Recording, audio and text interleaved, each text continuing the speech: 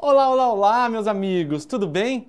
Professor Guilherme De Luca, mais uma vez aparecendo na sua tela, adentrando na sua casa, para nós estudarmos mais um ponto importante do nosso processo civil.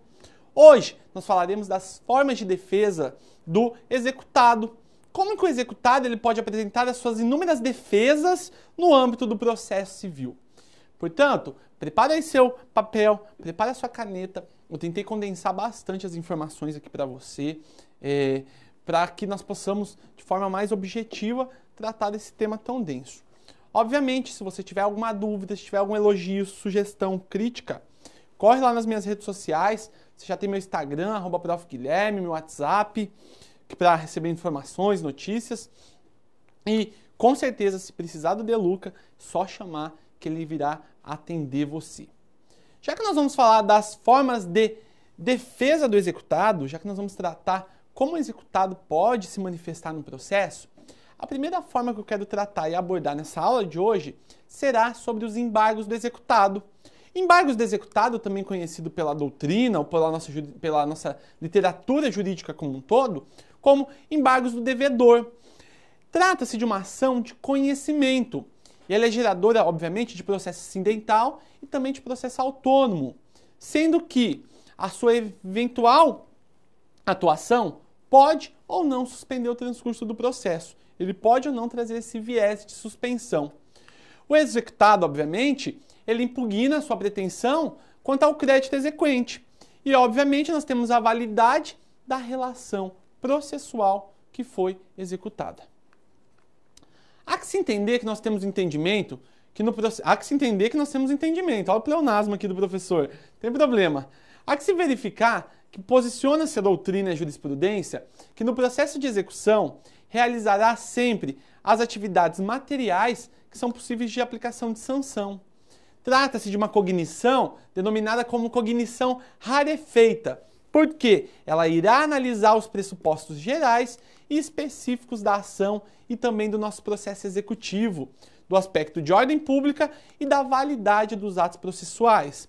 Ele também analisará a solução específica incidental que vincula-se diretamente ao que nós chamamos de andamento da máquina executiva, tais como, por exemplo, definição de bens à penhora, a avaliação ele poderá tratar, outro aspecto, o concurso singular de credores, tudo isso será abordado. O exame do crédito do exequente, ele fica excluído do âmbito interno da execução, ele exclui. Há que se ressaltar que também na nossa execução, ele inclui a viabilidade do contraditório dentro do processo executivo. Portanto, mesmo se tratando de execução, há a possibilidade de contraditório em relação aos temas, obviamente, que o juiz passa a conhecer de ofício muitas vezes. A arguição pelo devedor, no que diz respeito a essas questões relativas a tais temas, se ela for feita na própria execução, ela não tem o viés de suspender o processo. Essa relativa, no que diz respeito à separação entre a atividade cognitiva e a atividade executória, elas devem ser estabelecidas em razão da fase do processo. Daí nós temos a previsão dos embargos. Se é na fase cognitiva, não é os embargos do devedor que eu vou me manifestar, mas se é na fase executiva, aí sim ele é cabível. Ele é um instrumento que se confere ao devedor para que ele possa discutir o mérito do direito pretendido. No caso, pelo exequente e também para todos aqueles que afetam diretamente nos seus bens ou na constrição dos seus atos. Resumidamente, nós trataremos dos embargos e eu quero começar a falar para vocês da competência envolvendo o bendito dos embargos. E nós vamos abordar esse tema que é muito importante. Qual que é a competência para a propositura dos embargos, professor? A execução. A competência no que diz respeito aos embargos à execução, ela será direcionada para o juízo da execução, razão pela qual que eles serão distribuídos por dependência. Isso é o que nós chamamos de competência funcional. A competência, conforme está na tela para vocês, é a competência que, em razão da função, artigo 789 do nosso CPC.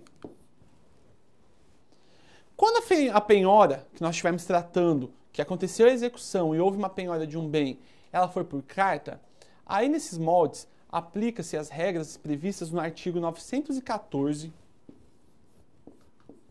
parágrafo 2º do nosso CPC. 914, parágrafo 2º. Sendo que os embargos, eles poderão, nessa hipótese, ser apresentados lá no juízo deprecante ou até mesmo no juízo deprecado. Mas com uma ressalva. A competência para julgá-los será sempre do juízo deprecante, salvo unicamente se versarem em razão de vícios ou defeitos que possam ocorrer em razão da penhora. Aí sim. E até mesmo inclui-se nessas hipóteses que estou tratando, avaliação ou alienação de bens efetuados no juízo deprecado. Aí nós também podemos mensurar nessa situação. É muito importante que para os seus estudos, em razão dos nossos embargos do devedor ou os embargos de execução, que você tenha a distinção em mente entre a apresentação dos embargos e o processamento dos embargos e julgamento. São fases distintas. A apresentação dos nossos embargos, ela poderá ser realizada tanto no juízo deprecante quanto no juízo deprecado. Mas nem sempre, atenção que eu vou falar, nem sempre o juízo em que são apresentados será considerado competente para julgá-los. É uma situação que eu chamo a atenção.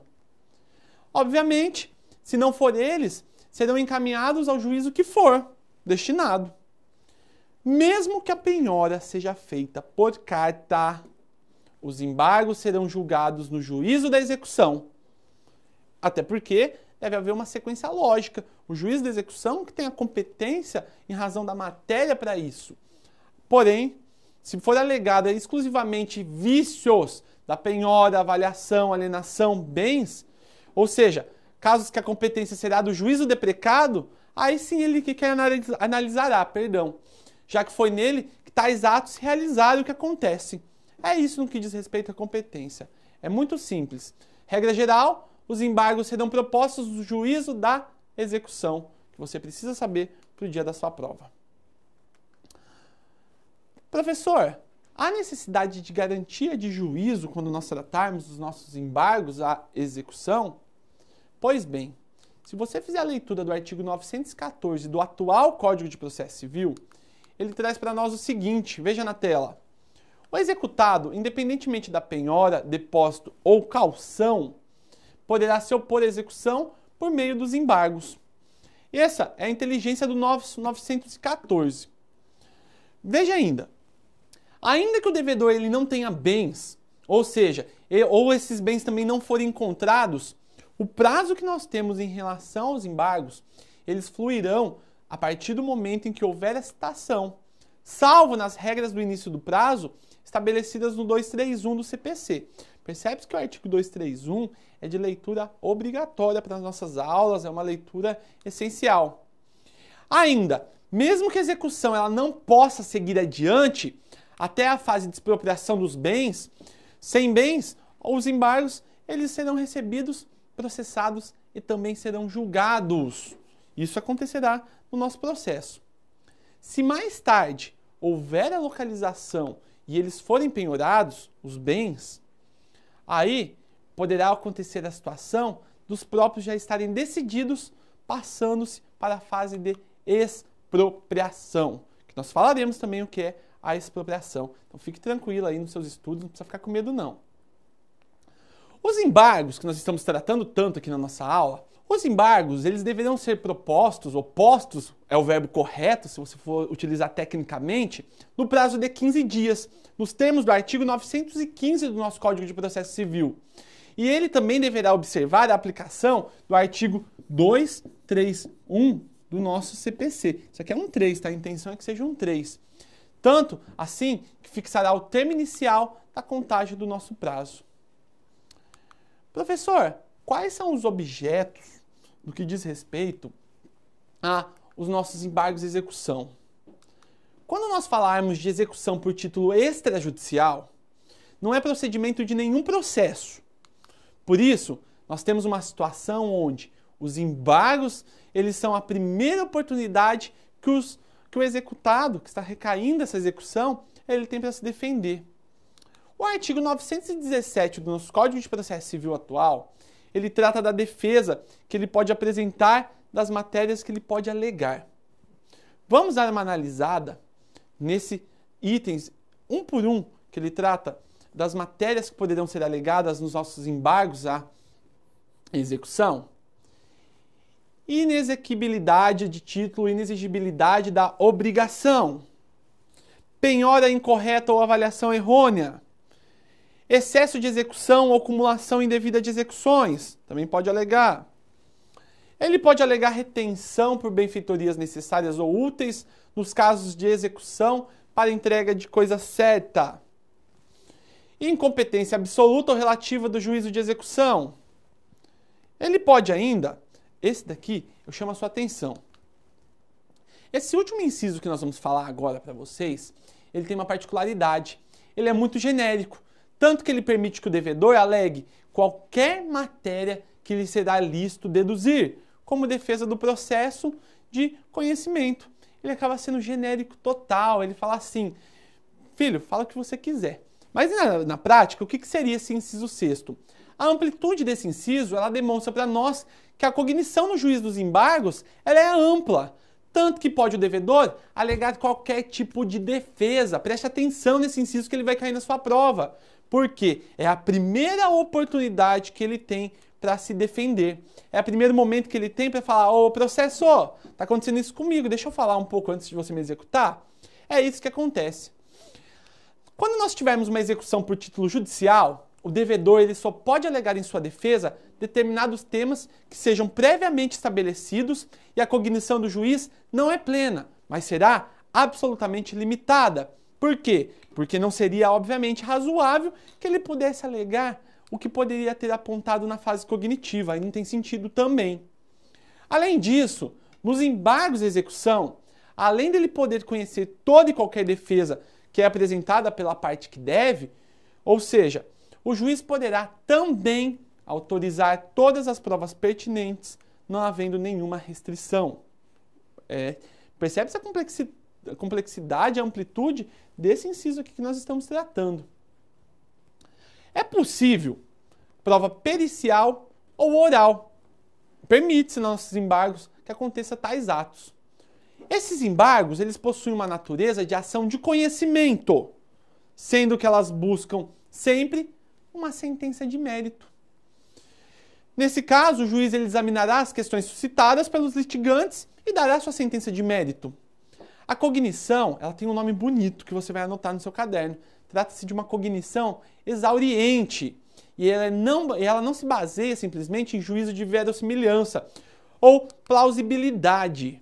São palavras feias, né, que nós temos que usar de vez em quando no nosso vocabulário jurídico. O juiz ainda, ele determinará quais são as provas necessárias para formar sua convicção e com isso irá proferir a sua decisão e sua sentença, desde que aconteça o preenchimento das condições das ações e pressupostos processuais, para que a sua sentença seja definitiva e que se revestirá da autoridade daquele fenômeno que nós estudamos, da coisa julgada material.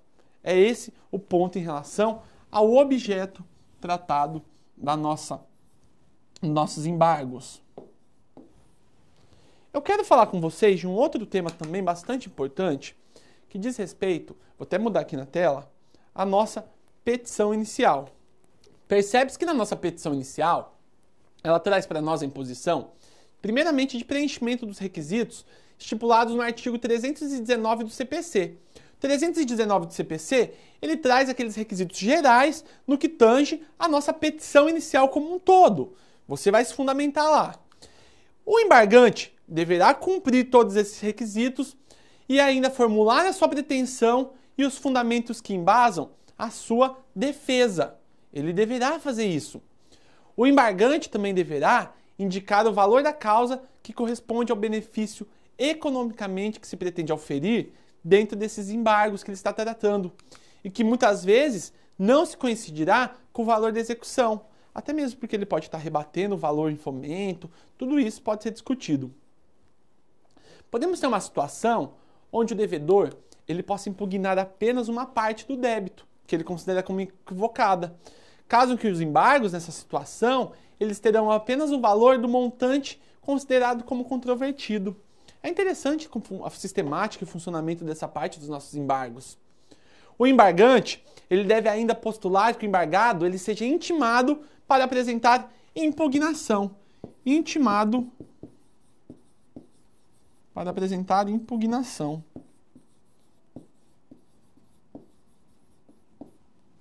É esse o elemento que eu gostaria que você anotasse.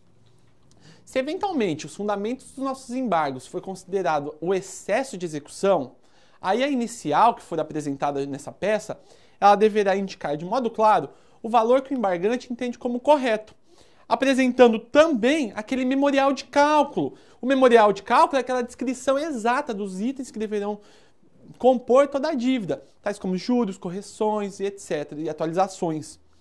Tudo isso, se ele não cumprir, possibilita numa pena muito ruim. Qual é? Indeferimento da nossa petição. Artigo 917, parágrafo 3º do nosso Código de Processo Civil, que você vai fazer a leitura depois. Uma peculiaridade que eu chamo a sua atenção. Os nossos embargos, eles serão sempre autuados em modo apartado ao nosso processo principal. Você, então, se tratando de um processo que vai ser instruído apartado, deve se juntar às cópias processuais relevantes. Tendo em vista que se tratando de processo judicial eletrônico, aí nós teremos um caso de exceção a essa regra, porque o processo judicial eletrônico ele se comunica e nós temos diversas portarias e regimentos que dispensam aí essa nova juntada. Essas peças, caso tenham que ser juntadas e para seu efeito de prova serão juntadas, elas poderão ser declaradas autênticas pelo próprio advogado, sobre sua responsabilidade pessoal. Agora, se são documentos novos, mesmo que seja processo judicial eletrônico, que você esteja juntando, a autenticidade dessas peças pelo advogado acontecerá por meio da certificação digital. O processo digital é que dará essa validade. Professor, uma dúvida. Os embargos, eles possuem efeito suspensivo? Vejamos.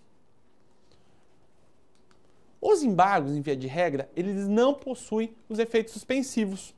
E eles permitem o prosseguimento da execução até que aconteça os seus ulteriores trâmites. De modo excepcional, o juiz ele pode conceder o efeito suspensivo. O efeito suspensivo é uma exceção, não é uma regra.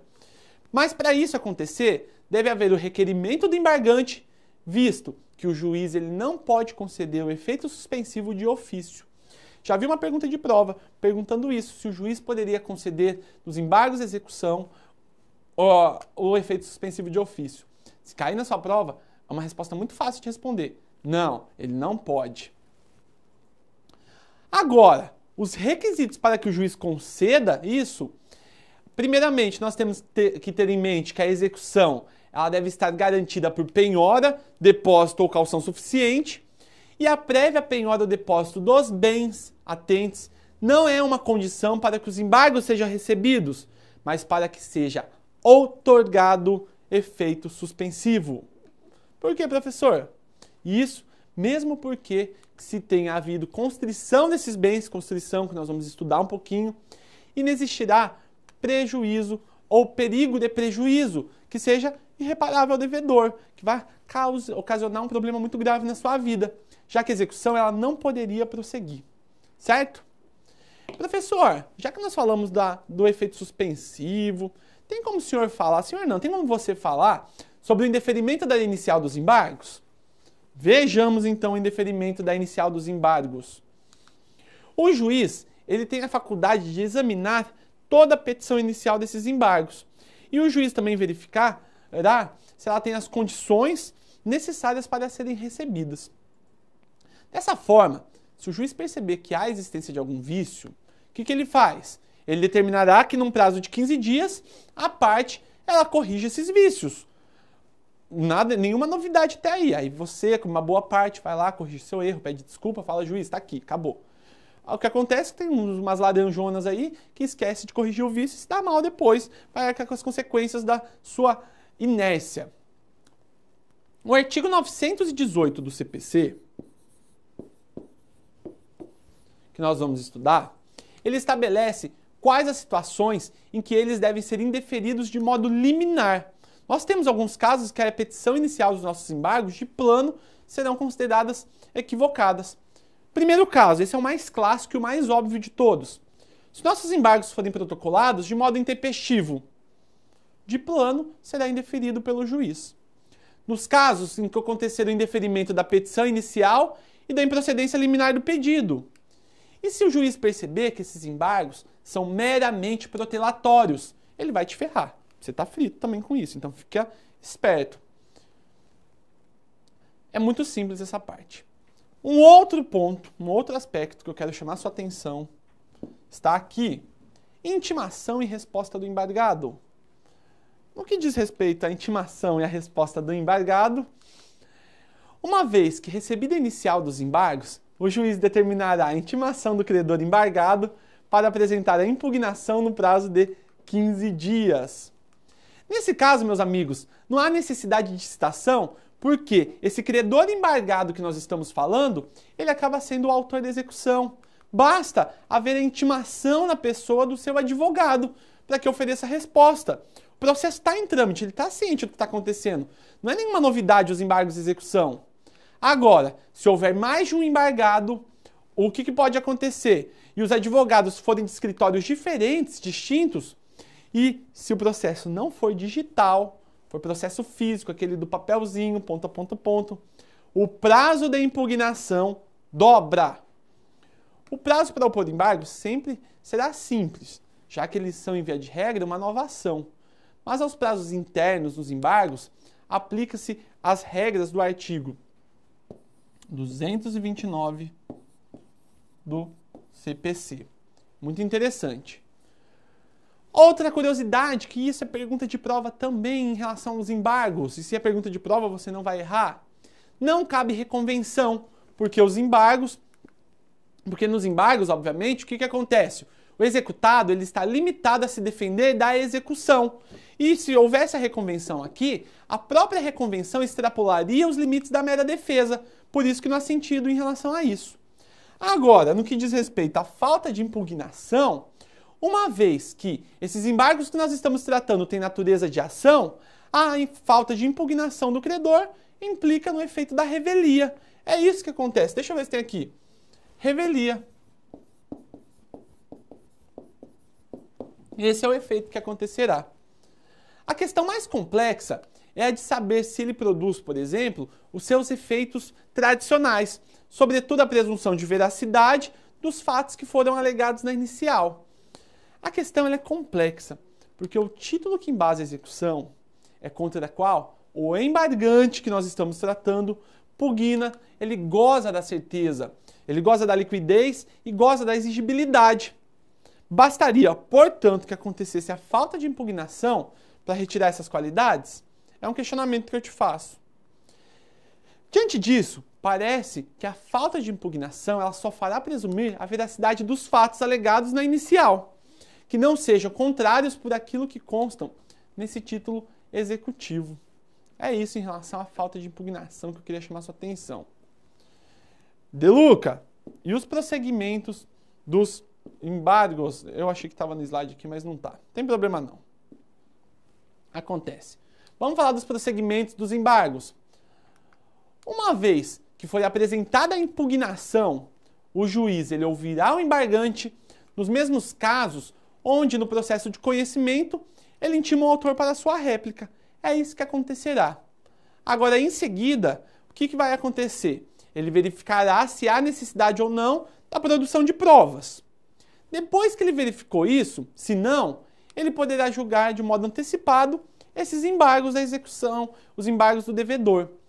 Agora, se sim, ele determinará que se produzam as diligências, os andamentos necessários, designando a audiência de instrução e julgamento, se for o caso, e para dar sequência no seu procedimento. Não há restrição a provas nos embargos que nós estamos tratando do devedor. Antes de determiná-las, o juiz ele determinará as providências saneadoras que são consideradas indispensáveis para o bom andamento do processo. É outro ponto importantíssimo. Agora, eu queria falar para vocês da sentença e dos recursos em razão dos nossos embargos à execução, dos nossos embargos do devedor. em vista que os nossos embargos eles se constituem como um processo de conhecimento, obviamente que quando ele chegar no final, é papel do juiz fazer o quê? Proferir uma sentença. E essa sentença, que será proferida pelo juiz competente, ela pode ser sem resolução de mérito ou com resolução de mérito, desde que estejam presentes os requisitos do artigo 485 do CPC, com resolução do mérito, no caso do artigo 487. 485 sem, 487 com resolução de mérito do nosso CPC. Se o juiz julgar improcedentes, a execução ela deverá prosseguir em razão do seu andamento. Por quê? Porque a apelação em razão disso, dessa decisão do juiz, não terá efeito suspensivo. Nota-se que o efeito suspensivo não é regra no direito processual civil.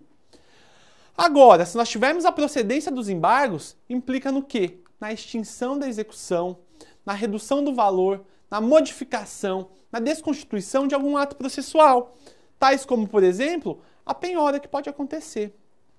Se o juiz considerar que os embargos que nós estamos tratando ele for manifestamente protelatório, você vai se dar mal, bem feito. Sabe por quê? Vai acontecer que você será condenado em razão de ato atentatório à dignidade da justiça. E haverá a imposição de multa de até 20% do valor da execução, que se reverterá em favor do exequente, o exequente que vai se dar bem ainda. Artigo 774, parágrafo único do Código de Processo Civil. Essas são as considerações dos nossos embargos do devedor. Vamos falar de outras formas de defesa? Vamos tratar desse assunto importante? Nós temos também as exceções e objeções de pré-executividade e ações de conhecimento autônoma.